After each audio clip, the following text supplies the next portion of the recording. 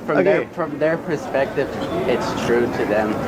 Okay, That's not the issue we're talking about. But it does have, because your two eyeballs are perspectives. Okay, that's great. Two eyeballs are two different perspectives? It is. Okay, so for number one, I could use your test. Yes. It doesn't matter.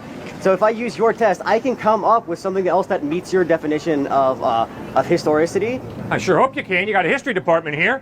I sure hope you accept historical knowledge as a legitimate form of knowledge. You guys are paying a lot of money to take history courses. Okay, but you better not walk into your history class and say, you know, this is all bunk, because you can't know anything historically.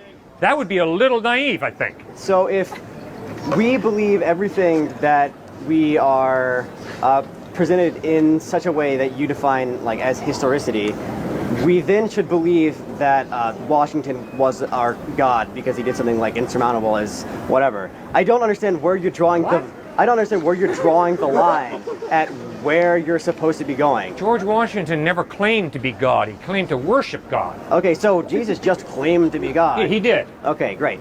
So if Jesus just claimed to be God, and we have no verifiable way to prove that such is the case.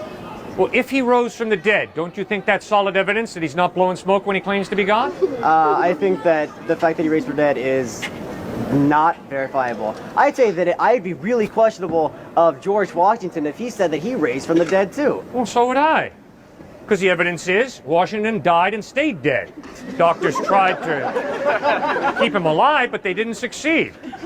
Jesus Christ died, but 3 days later, he rose from the dead, and over a period of 40 days, over 500 people see him at different times in different places, risen from the dead.